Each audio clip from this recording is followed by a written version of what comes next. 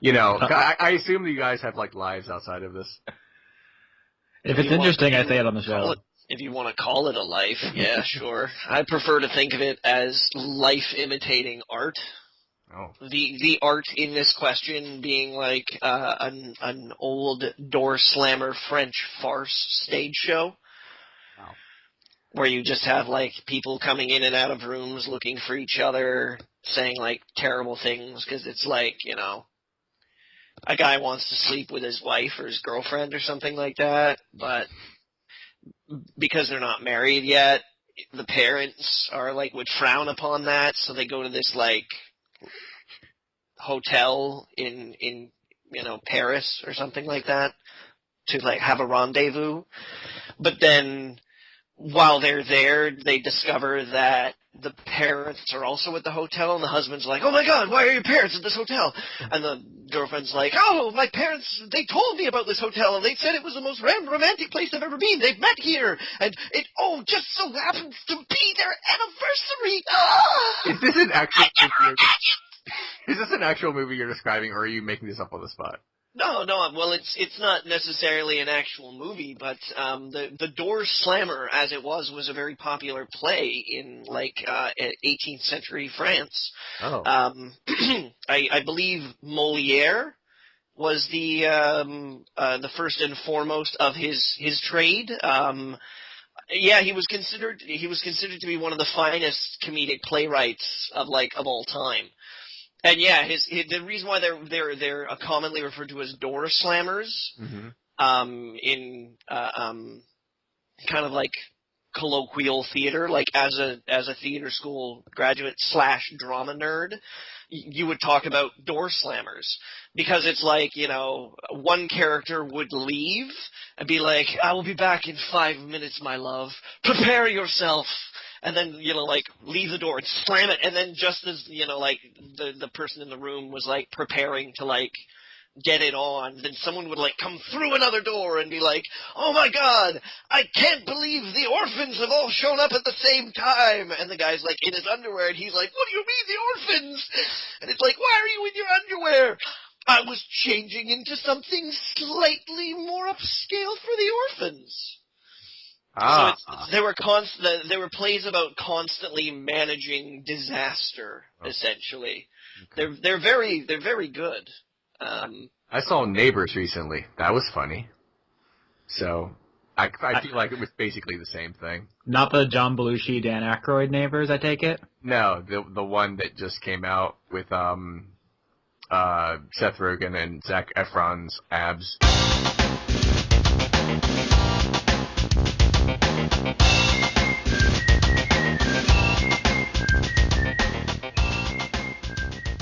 Hello, everyone. Welcome to Word Funk. I am Leon Thomas. I am joined by Johnny Maloney and Austin Yorsky. Jesus Christ. Oh, I thought of a great idea for a novel a couple days ago.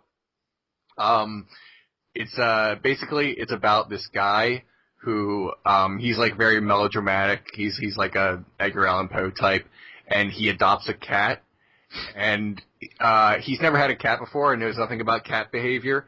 And he thinks the cat is in league with the devil, but in reality, all he's describing to the reader is typical cat behavior. It's just that all cats are, like, selfish and territorial and lazy. So he, like, assumes that everything the cat does is evil because cats are evil. You really think you can stretch that out to novel length? That sounds like a good short story, maybe. I feel like maybe a YouTube channel? I will have to, like, add a love interest and all manner of things, but the whole thing will be like, it does nothing but lick itself all day. How perverse, and yet I cannot look away. That shit. Oh, Leon. I'm gonna call it Lonely Meows the Darkness or something. Did you just come up with that off the top of your head? No, I've been coming up with like 8 different names. That one's like something.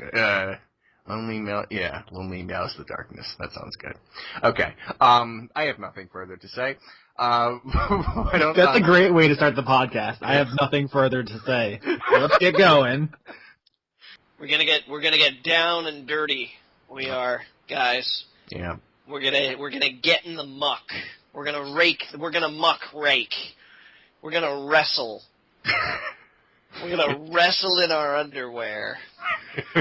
Off to a great start. just stream of consciousness in Johnny's mind. Okay. We're gonna get greased up.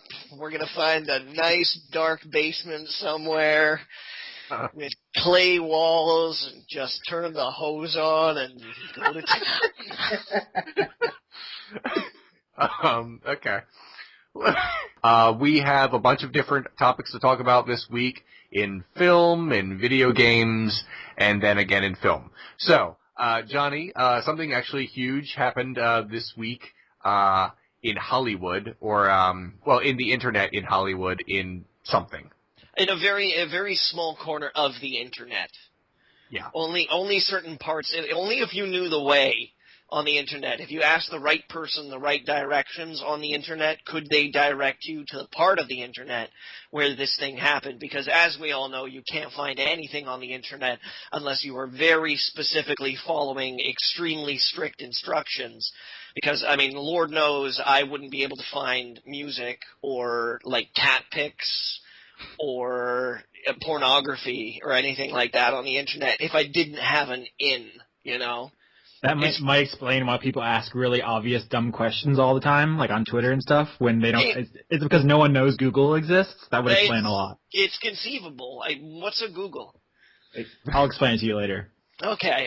Well, anyways, in this very isolated part of the internet, a number of emails, documents, basically data, an amount of data was pulled from Sony Pictures, essentially. I guess not necessarily Sony Pictures very specifically, but we're going to chiefly be talking about their pictures. So, like, basically a lot of data came flying out of Hollywood that was sort of like, oh, look at all this, and not just data about, like, what movies were coming out and plans and how much money they were paying everybody, but, like, weird infighting and people calling other people names and, like,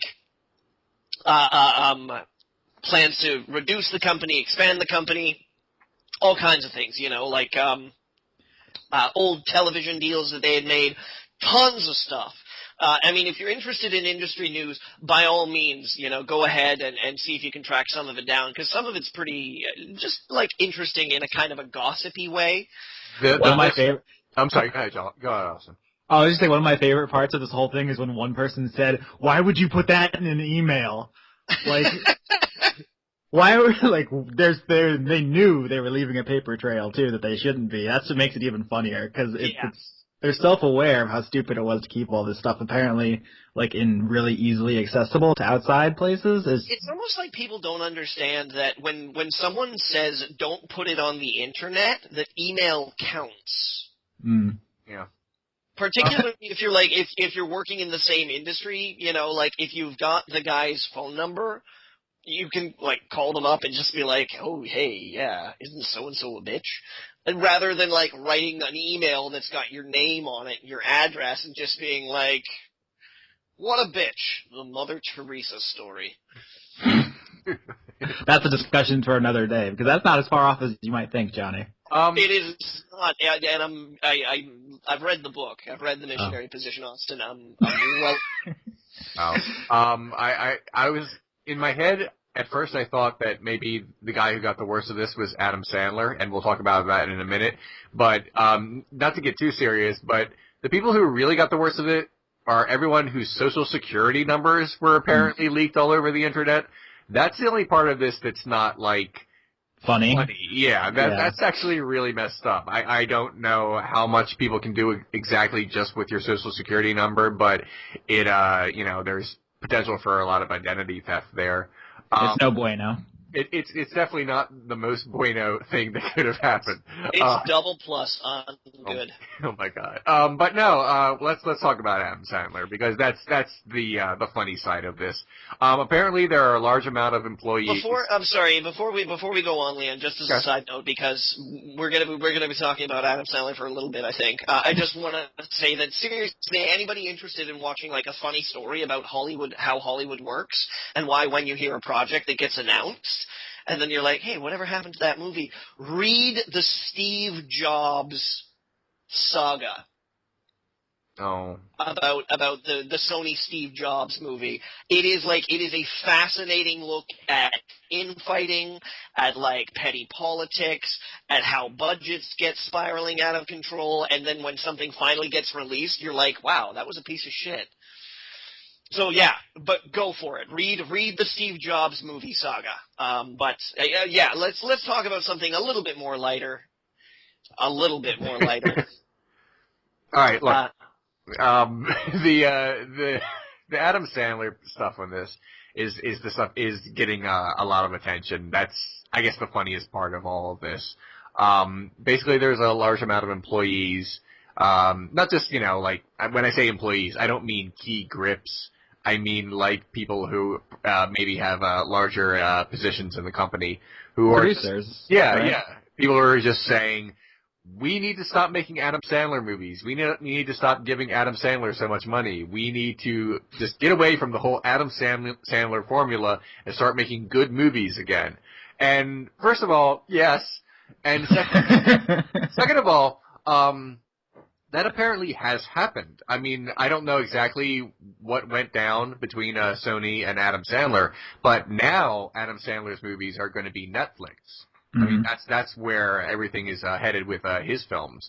So I don't know how much Sony as a distributor is going to be involved anymore. I mean, everyone knows that Adam Sandler's recent output sucks, but I was under the impression that he made money. Is that not as true as I thought? Because you'd think they would just be able to swallow their embarrassment and cash those checks. Some of them have made a lot of money, and some of them have largely tanked. It's up and down, but because he asks for so much money and gets his friends so much money and basically, I wouldn't say extorts money from them, but he gets a lot of money from them for stuff that is unnecessary. That is the general feeling about his films. So he makes a lot of money, but then he takes it all? These movies do not need to cost as much as they actually are. The budget, when you look at the budget for an Adam Sandler movie, you would think, oh, it's a comedy. There are no real special effects or, big explosions or anything like that. And the only big star in them is Adam Sandler. You would think that these would be fairly low-budget features. Directed by Peter Jackson. Right. But they're not. He somehow makes these things cost a lot of money because he... I'm trying to parse my words here because I don't know the specifics. Because he gets 50 of his friends and they shoot in Hawaii and basically, yeah. And so some people at Sony understandably say, well, this is kind of bullshit. I mean, if these were just like unstoppable blockbusters and they were made for less money, then I don't think that Sony would have as much of a problem with the fact that Adam Sandler's movies generally aren't that funny. But because they're not really explosive at the box office anymore, and because he's kind of taking advantage of executives in a way that they're like, this is more trouble than it's worth. It's like there's like the Michael Bay threshold where he makes so much money that it doesn't matter like how bad they are. That he just gets a blank check, and like Adam Sandler used to be that level and is just not quite there anymore. I'll always defend Michael Bay as a businessman because I look at the budgets for some of his movies, and although Transformers 3 and 4 did cost a lot of money by today's standards, 1 and 2 didn't. He makes a dollar go far. Yeah, he makes things go really far. He made Pain and Gain for a very slow amount of money, and it wasn't like huge, but it made way more than its money back.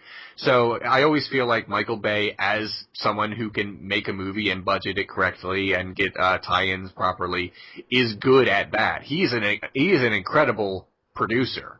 I really liked Pain and Gain and Bad Boys too. I'll defend those. He's not a terrible director. Just the Transformers movie sucks.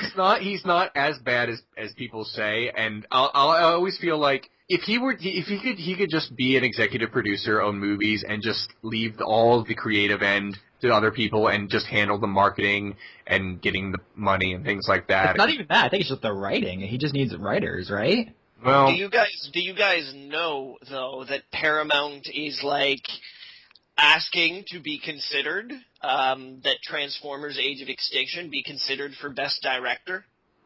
I think I saw that they and entered Best it. Adapted Screenplay. what? They entered it for Oscar consideration. But I don't think it's as weird as we're making it out to be that Transformers Age of whatever could win Oscars. Because I don't think it was a particularly strong year for movies, and I think like public opinion has more sway than it ever has. I don't know if you guys have seen like the Grammys. I'm just gonna say, well, a lot of the Grammys are based on record sales. Yeah, that's what I'm saying. I think public opinion has more influence on these things than ever before. I think Transformers could conceivably win something. But I do want to say that the Transformers movies have actually won Oscars in the past. Technical ones, right? Yeah, technical stuff. Visual effects and things like that, which counts, guys. Okay. Yeah. No, absolutely. I mean, Just because they don't have Ellen DeGeneres hosting All right. doesn't mean. All Don't be exclusive. I'm sorry. I'm taking my podcast and going home. I want to say one thing. I disagree that it's been a bad year for movies. I think it's been a bad year for a lot of big budget movies. There was a lot of clunkers. But I don't think it was a bad movie for movies in general mostly because of video on demand is putting out there's just tons of great smaller films that are getting out there because of video on demand, because of Kickstarter even. So, I'm looking at my top 10 list right now because there's great stuff every year, Leon. I just feel like comparatively, it's kind of a weaker year. Or there's never going to be a year with nothing redeeming. 2014 is a shit smear on the wall of recent history culturally. Yeah. It was a wash in film and video game, almost entirely in music. Although, Johnny, did you hear that Modest Mouse is releasing a new album next year? They confirmed? Yeah, I know, but that's going to be 2015. I know, that's what I'm saying. Fuck this year. Let's move on to the next one. We already have our sights set on something more important. Move on. I'll say, all right, I'm going to save my big best movies of the year thing for a video. I'm going to do it in a couple weeks. Don't give away that golden goose. No. But I think there were a lot of really great movies that came out this year. Unfortunately, a lot of them sort of went under the radar and were mostly video on demand, at least in this country. Anyway, anything more we want to say about the leak before we move on to video games? I just want to say one thing because a little while ago, weeks, months, minutes, it might have been in the future, I might have gotten a vision, I don't really know, but there was a little bit of hope that raised up that Sony was in talks with Marvel to try and, combine forces, like some kind of, I don't know, team of, super-powered movie studios or something like that, to try and get the Spider-Man franchise the recognition, talent, excellent material that it kind of deserved. The leak has kind of quashed that. Not in the sense that they weren't in talks, they were, but apparently Marvel didn't like what Sony was putting on the table and told them to pull their pants up and get some dignity. There was some other stuff in there too. Apparently they're going to do some kind of, I don't know if you guys saw this. I think this came out earlier today. There's a Men in Black 21 Jump Street crossover. Yeah, wait, I have been aching to see those two blockbuster franchises find somewhere to intersect. What would you even call that? I think I saw, I don't know if I saw, but I think one of the tentative titles was 2121 Jump Street, as if it took place in the future, or is that fake? Men in Jump Street. That's what I would call it, and I would have a bunch of guys wearing tight, slightly too small clothing, lounging around a place that you might see, and be like, I could believe that's a Jump Street. It's weird, guys. Weird stuff coming out of this. We don't even know who did it, right? Last time I checked, all we know is that North Korea said they didn't do it, but it was cool. It's a group of people call themselves the Guardians of Peace, I think. But do we know who that is? No. They guard. Also, in what way does stealing Hollywood studio information guard peace? I feel really peaceful with myself and at heart when I read about how even Adam Sandler's producers don't like Adam Sandler. Yeah. I feel peace. It's weird. All of this stuff is weird. There's nothing to be gained by it, right? They're not going to pay like your ransom demands for their shitty emails. Austin, did you see Enemy this year? No. Did you see Under the Skin? No. Have you seen Nightcrawler?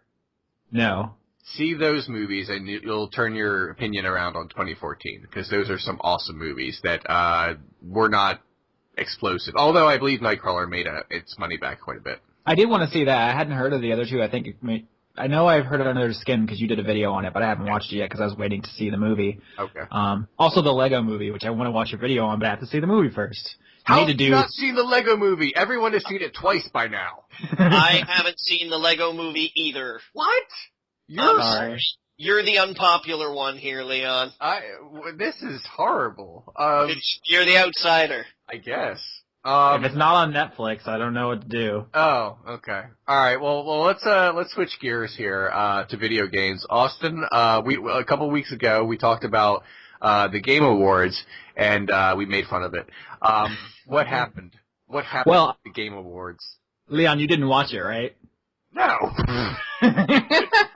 Just total disdain. Johnny, you watched a little bit of it, right? I watched the most important part. The important part. I'll get there. Because, I mean, we did give it a hard time, but it broke, like, all the records for viewership that Jeff Keighley's shows ever had on Spike. It was, I think, 2 million viewers. I can't talk right now. It actually wasn't as bad as I was expecting. I would say it's the best, like, show of its kind so far. That's a really fucking low bar, to be fair. And it also was 3 gosh dang hours, so that's not an acceptable length. But there were some bright spots. Johnny, do you want to tell the people about the part you watched, the most important part? Yeah, I mean, the part that I watched, I say it was the most important part because of I am the most important person that I know.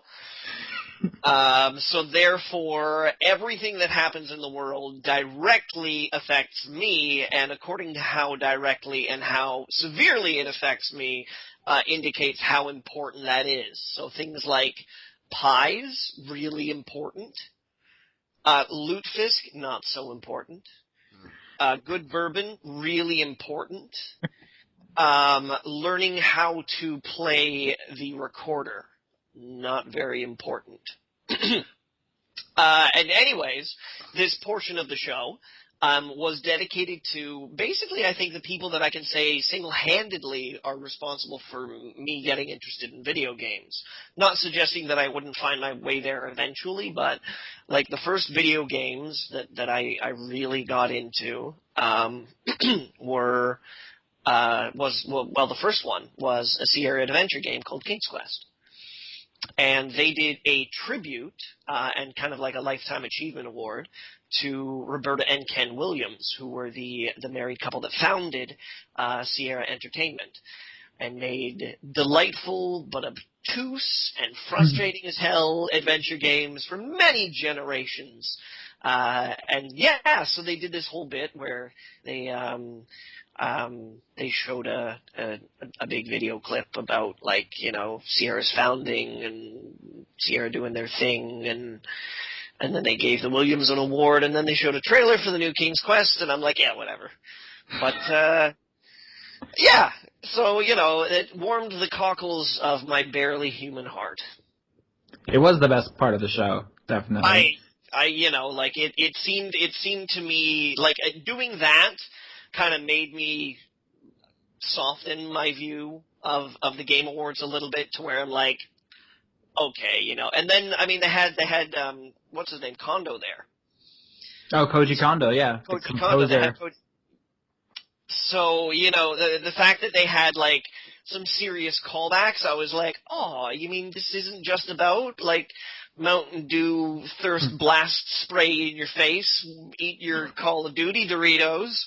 You know, like, it came from a genuine place of, like, oh, gaming, we have a legacy, you know, like, and like, the legacy is kind of important because at least to me, because I don't think that we can be accepted as video game enthusiasts or as people who are fans of video games without acknowledging that there is a rich history to video games now that extends to like 40 years. You know, this is a now decades old art form. And having, like, you know, the Williams particularly for me, because, I mean, Western adventure games were more formative for me than a lot of Japanese platformers or RPGs or anything of the like. Having them there seemed like like there was an acknowledgement of the history as opposed to, whoa, look how awesome our hair graphics are. Yeah, that's one of the things that I said earlier was 3 hours, and one of the reasons it was is because, I mean, the show had to pay its bills somehow, and it had a lot of ad breaks for video game ads. Like you said, it wasn't Mountain Dew or Doritos, but there were still definitely a lot of ads. Yeah. That's one of the problems. Another is that there were like a lot of like audio glitches and stuff. It was very rough, and you could tell that it didn't have major like channel backing anymore. Spike wasn't involved. I wasn't even going to watch it until like I turned Steam on, and it was like right there. It was like, watch the Video Game Awards on Steam, and I was still like, hey, I'm not sure I really want to do that, but I haven't really tried Steam's streaming application yet, so let's give it a go. And like when I did, it was like, coming up next, the Canon Roberta Williams. I was like, ooh. But they did stuff like what I used to make as a kid. They did stuff like during the show where they were like, oh, if you'd like that award, you can check out these Steam sales going on right now. And like, that was a little weird, like to advertise Steam sales during the show. But besides that, I mean, like you said, Koji Kondo was there. He performed. There was a bunch of, there was like new Zelda footage for the Wii U Zelda. There were, you know, like Dragon Age Inquisition won Game of the Year, and they had someone play like a violin piece from the soundtrack. All that was super tasteful and good, for the most part. But there weren't as many like new game reveals as we were led to believe. There was a lot of the words world premiere popped up a lot. But as far as I remember, only like 2 or 3 games were actually announced. One is the new game by Fulbright, the people who made Gone Home. It appears to be a first-person exploration game in the same vein, but this one takes place on a space station. It's called Tacoma. Did you see the trailer for this? Where you discover that you're space gay. That would be great. But you have amnesia. And so you have to remember that you're space gay? Absolutely. Wait, what's going on? All I cared about was Mario Maker. So what is this and what is Space Gay? I think Leon's like, this is the part where I can zone out because it's just video games. Then we reel you back in. Yeah, but you say Space Gay, and it's like, oh, all right. Do you know Gone Home, Leon? I'm vaguely familiar with it. Okay, it's an indie game. I really enjoyed it. A lot of people did. It has some LGBT themes. The people who made that game they debuted their new project, which is a similar looking like genre game called Tacoma. It appears to take place on a space station, and as Johnny said, the plot twist is it's going to turn out that you're space gay. Oh, okay. But you've had space amnesia. Oh, well, now you've spoiled Gone Home for me. I didn't realize I was supposed to be gay. Yeah. Actually, that's not. Oh, yeah, that's a twist. No, that's not. Oh, okay. It has LGBT themes, but no, the character you are is not gay or anything. Oh. I don't want to ruin it. It's great. You should play it. Right. But there was another game that was announced, which is funny because it looks like a first-person exploration game that takes place on a space station. Tell me if this is sounding familiar. It appears to be like the same exact game. It's called Adrift, and it's made by Adam Orth's company. You remember Adam Orth as the guy who worked for Microsoft and famously told people to hashtag deal with it. Yeah, kicked off the internet. Yes. By popular opinion. He's back. Adam Orth is back, guys, and he's making a game that looks exactly like Fulbright's new game. Well, maybe higher budget. I've been paying attention, to Adrift. Adrift is something I've been aware of for some time. So it may have been like the world premiere of like footage of Adrift, like publicly broadcast, but it's been around for a while. It was actually, I think originally they came up with it as a concept on the Oculus. I think it was a DevKit 1 Oculus demo. Well, that's the thing I'm saying. A lot of the quote-unquote world premieres weren't actually, like, new information so much as just, like, new trailers. Yeah. So that's kind of a letdown. Like, a lot of the stuff, like, there was trailers for games that are, like, already out and stuff. I don't know. That's something that could be improved. But, I mean, do you have any thoughts about it, Jeff? You say you're... Last week. You were following it. Is this... Like, I'm interested in playing it. It seems to have changed quite a lot since they first made it. When they first made it, it just kind of seemed that it was like a space station was like falling apart around you, and you kind of had to move from oxygen tank to oxygen tank while you just watched your space station like fall into the atmosphere and die horribly, but so beautifully in some kind of bittersweet. It reminds me of a movie that came out called Gravity. I still haven't seen that. I really want to, but I haven't gotten around to it yet. It's a movie about a woman on a spaceship that gets, like, smashed with asteroids, and you watch, like, everything fly into the atmosphere. Is she space gay?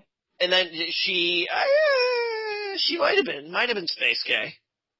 They didn't really bring it up. It was that kind of like, well, hey, I don't know, maybe they did. I don't remember. The dialogue wasn't really memorable. I didn't like the movie very much. I liked it a lot. She might have been space gay because George Clooney was hitting on her, and she was all like, so, I mean... Not in a million years, George Clooney. She's an independent space woman who don't need no spaceman? Yeah, maybe. Independent space woman who didn't need... Get your white space ass back in that car and keep driving, Clooney. I would call this episode Space Gay, but like only like 2 weeks ago did we have the word gay in the title. Oh yeah. You know, I'm still calling it Space Gay. Okay. Once a month there will be an episode with the word gay in the title. It's a theme. Yeah. The word funk motif. Yeah, all right. How else are we supposed to get Lesbian Talks viewership? Yeah, right, exactly. Yeah. Mario Maker looks cool. I want to play Mario Maker. That's all I have to say. I'm really disappointed that the theme music to Octodad didn't win Game of the Year. Just the theme music win Game of the Year? Just the theme music. That theme music should win Game of the Year every year, all years, retroactively. I've only played like the demo of that game. That theme music should be like Game of the Year 1782. Leon? I have a thing. I have a story. Oh, we should do a crossover with Lesbian Talk. It'll be the three of us and the two of them, and then we'll all just talk over each other because that's way too many people to do on a podcast. All right. Anyway, no, it's a really good show, actually. I don't know if you guys actually listen to it or not, but I do. What was I going to talk about? Oh, yeah, a thing. So, everyone knows... Yeah.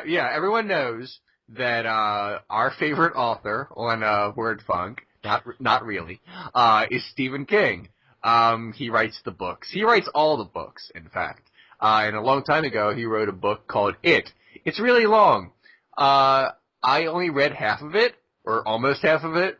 Then I stopped because I got bored. I don't think the book wasn't bad at all. It really wasn't. It was just there's just a lot of pages, and as some books are wont to have. Yeah, I was like, you know what? Geez, I just set it aside. Sometimes you just yearn for different pages, though. You know what I mean? It's not enough for a man to get tied down to one type of page, turn after turn after turn. Hundreds and hundreds of pages. Sometimes you want to pick up a short story. I don't know what's going on now. So I put down the novel, and I was like, oh, I'm gonna read this later, and then I didn't. But from what I know of the novel, it's not there. There are noticeable differences between the novel and the TV miniseries. And now one of them has words printed on paper. No, there's some stuff that had to be cut for television. Now there's going to be like Like any crazy orgies or anything like that, or like weird prepubescent gangbangs. We've been down Gangbang Boulevard already. All right, look. Is that anywhere near Jump Street? All right, look. In the book, I haven't read it, but in the book, from what I understand, all the kids, they for the first time they defeat it, and then they say, well, it would really solidify our friendship, and then they all have sex. Actually, you know what? I should say. In other words, boys and girls, they were doing it. My God. No, I was about to say they all had sex, but that kind of gives the impression that they all like equally were all having sex with each other. No, they all had sex with the one girl. I believe. There wasn't even a fair distribution of the dick. No, it's not like they were all like linked at once or something. They all just, I'm sorry, but it's like a human dickipede. I believe they call it running a train. Right, they weren't having like an impressive 10-way. They were running a train on a young girl. Now, if this sounds like the grossest thing you've ever heard of, it is. And that's why when they made the TV miniseries, they said, let's not do that. And then they didn't. And then Seth Green was like, aw. And so, I'm sorry. Look, I didn't make this up. It's in the book. I'm just reporting on it. Don't shoot the messenger. But the point is, they're making, it is being adapted again into film, well, for the big screen. But the book is so damn long, as I mentioned, that they're making 2 movies out of it. They're actually making 2 movies out of it, as a lot of things sort of happen now. There's going to be 2 movies from it, and I assume they're both going to be rated R. And what I'm trying to say is, does the scene come back? And if it does, how do we deal with it? It's not coming back in any significant form. I would imagine if the worst it could possibly be is they hint at it. Okay. Like, fade to black tastefully or something? No, there's no way they're going to show a prepubescent orgy. Okay, here's what I think is going to happen. How they're going to do it. At the very end of It Part 1, you just see them about to take their clothes off, and then it says to be continued. And, oh my God. And then Part 2 starts, and all you see is them putting their shoes back on, and they all say, that was weird, let's get back together in 20 years. Stephen King, we've talked about this before, I like, actually, his work a lot of times, but he always has, 1 or 2, weird scenes in his stuff that's, they always get left out or changed dramatically, because they're, unfilmable. Yeah, in all seriousness, we are joking around, but in all seriousness, I don't want to see that. I don't even want to see it, for 1 frame of it. So you mean you don't want to see this weird moment, this swelling music where they all decide that they should all have sex, and then the violins start to rise, and then the camera kind of pans up and you see the sun setting, and then hear the awkward sounds of prepubescent teens disrobing. Okay, so and then one guy go, so who's first? Yes, someone says who's first, and then it says to be continued. I'm having flashbacks to reading this book because it's actually really graphic. They talk about the size difference between the boys and stuff, and she's giving a running commentary. It's really gross. Wait, so it's from her perspective? It's third person. It's and I think her name's Beth or something, and it's she thought to herself, man, that guy is a lot bigger than the other ones. That hurt or something. It doesn't shy away from it, I guess, is what I'm trying to say. Christ. Okay, so here's what I want to... God. I'm sorry. I know this. Now you have to know this. I understand. This on you. In the book, because I didn't read it, and you did, Austin, so you can help me out here. In the book... I wrote my International Baccalaureate extended essay on it as, an exegesis on the portrayal of evil in fiction or something, So you can answer at the very least this question, not about all of that. I hope you titled it that. The portrayal of evil in fiction or something. Who comes up with this idea? I want to think it wasn't the girl. Huh. I don't remember exactly. They're just kind of like walking down a tunnel or something, and then they decide they need like some kind of event to like, solidify it or something. Wouldn't it be horrible if they were all thinking at the same time, and then they just look at each other and wink? Like someone's just like, okay, I know what we're all thinking. Just shit it out in the open. It's the most obvious and natural thing we can do at this moment. It's just the worst thing.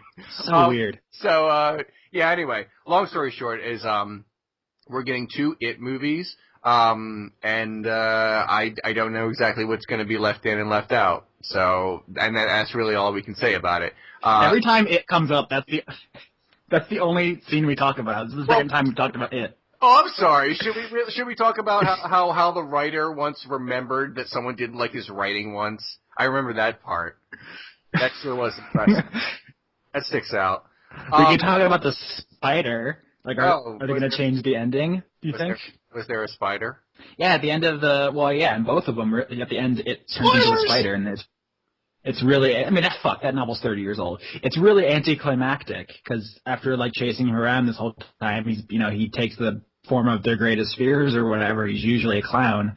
And at the end, he becomes a giant spider. And I think maybe, like, the special effects had something to do with that sucking in the miniseries, but even if it looked really great, it would still suck, probably. I don't know. I think maybe they should change that. You know, a movie has a big-ass spider? Enemy. I believe you. See it. Okay, we actually have some time left over, so there's some other things that happened. Probably you guys know a bit more about it than myself, but apparently, and this isn't funny, but we're going to try to talk about it anyway. There was either a gas leak or a terrorist attack at a furry convention.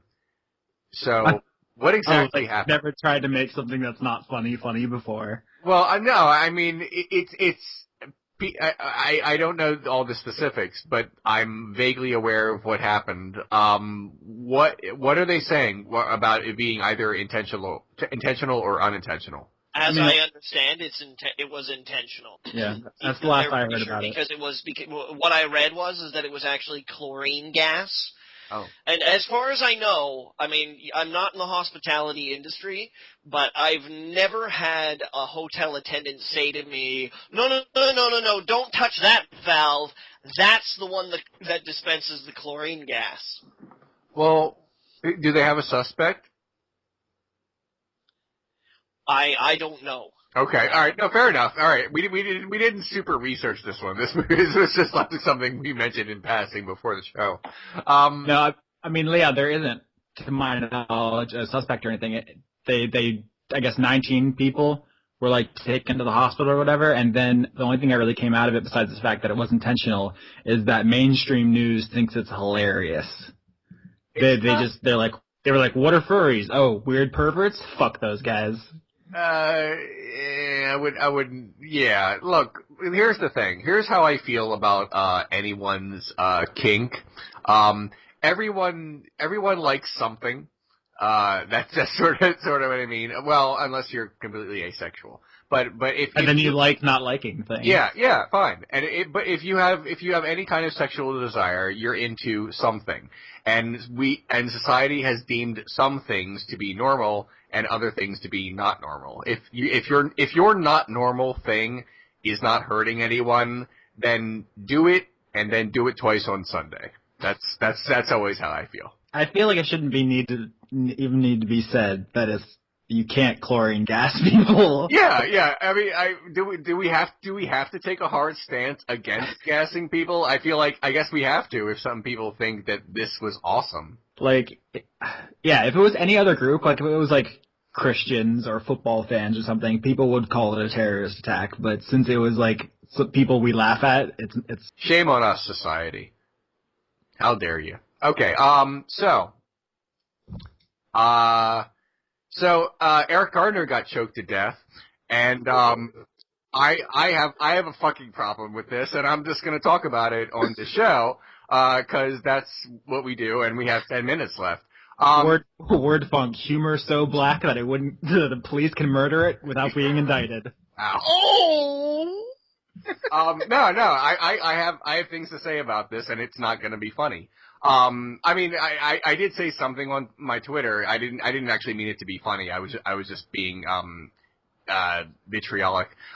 There's a trope in television and film where there's like the super cool politician who's also a villain, but the heroes are always like 2 steps behind him. So they have to like record him saying his diabolical plan, and then they play it like in front of like a huge crowd or on the news or on the internet where everyone's watching, and then the guy's like, "Oh shit, I've been caught," and then he runs away in like a super helicopter or something. Super helicopter. Yeah. Not even a regular one. No, absolutely not. Because he's obviously a villain now. Everyone has seen that he's obviously a villain. That happened in real life, and nothing happened afterwards. Everything's just status quo. He gets to move on with his life, the guy who did it. So I feel like, what can we possibly do to prove that choking someone to death is wrong if we can't prove it by showing someone choking someone to death? What else do we need to do to prove that this happened besides videotaping it and having everyone in the world seeing it? Because we've all seen it. I'll admit, I can't bring myself to watch it. I've heard an audio clip of it because I listened to the news, but I can't bring myself to actually watch it. But almost everyone else has.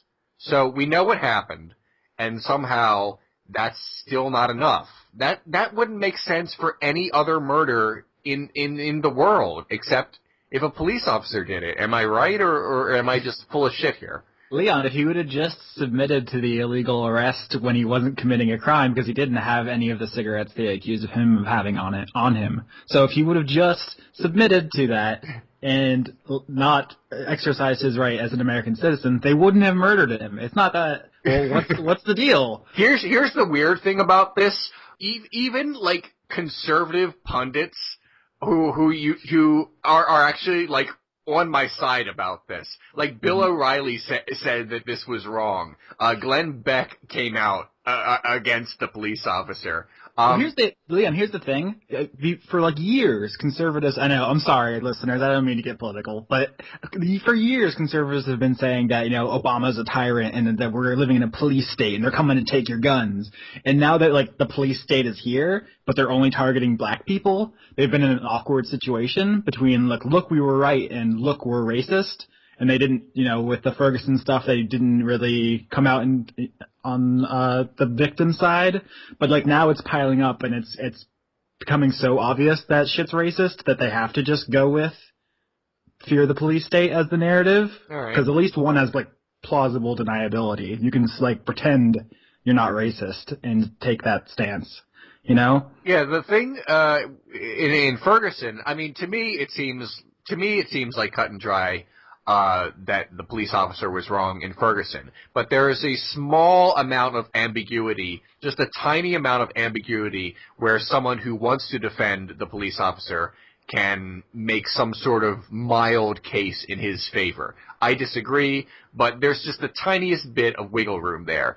In this case, there can't be any ambiguity because we're all watching it happen. So even like the people who would normally defend the police officer in this case kind of have to throw their arms up in the air and says, "Well, this obviously happened."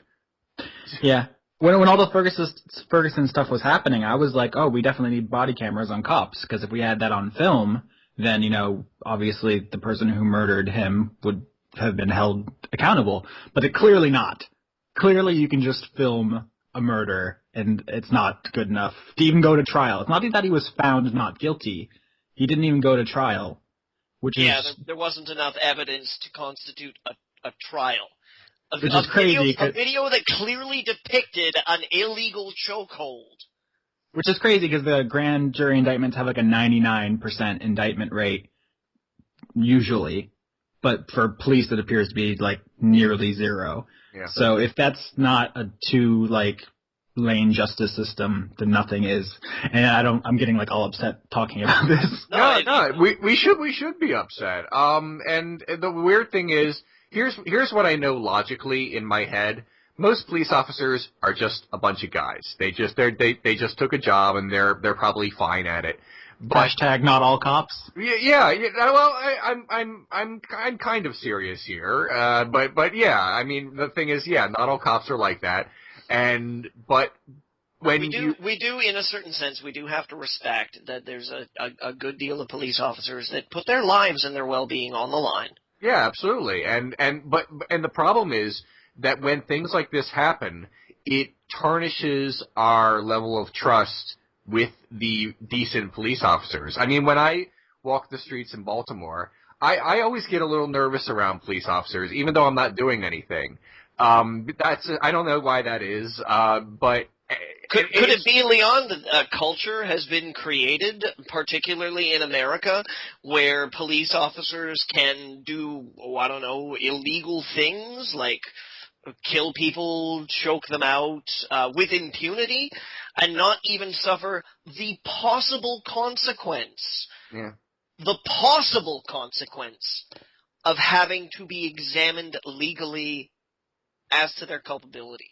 Well, that may have something to do with it, Johnny. It may also have something to do with the fact, I don't know how it is in every city in my country, but in Baltimore City, whenever I see a police officer, they are not only armed with a gun, they have like a bunch of other weapons on their pouches. You can very clearly see it's either a pepper spray or a taser and like a bunch of other things.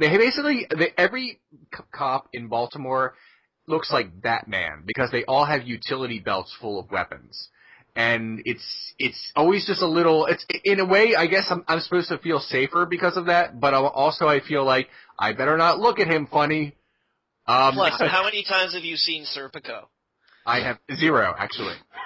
I don't know, guys. Don't watch Serpico because it might make it worse. That's a true story as well. Oh, I know. All yeah. right. Anything? All right. I've clearly brought us down a dark path, but everyone, I get angry, and this is my outlet. So is there anything you guys want to say before we go, either about this or something more lighthearted before I hit the stop button and go watch American Horror Story with my wife? Yeah, I'm curious how you guys are enjoying Black Mirror. Oh. Leon hasn't watched it. Yeah, I haven't seen it yet. I'm very sorry. He's a bad friend. Yeah, we want to see it. My wife and I are basically like trying to set aside some time to sit down and watch it. It's 6 episodes. I know. I'm gonna see it. All right. I promise. Next week we're gonna discuss Black Mirror. It takes less time than to have like moderate workouts 3 times a week. Yeah, I don't do that either. I watched the first season, Johnny. And how are you enjoying it, Austin? It's pretty good. It's really well made. But the social commentary is a bit on the nose. Like subtlety is not Charlie Brooker's strong point. So it's like Snowpiercer. Yeah.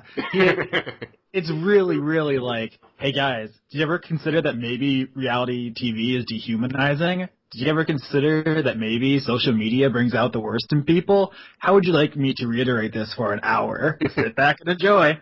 The thing is, I feel that it's at least on par with other kind of episodic sci-fi horror, like The Outer Limits, like The Twilight Zone. Well, they weren't always subtle either. In fact, Rod Serling usually came out at the end and let us know exactly what we meant by all of this. So in case you didn't know, gays are okay. What if we were all gay? What if we were all space gay?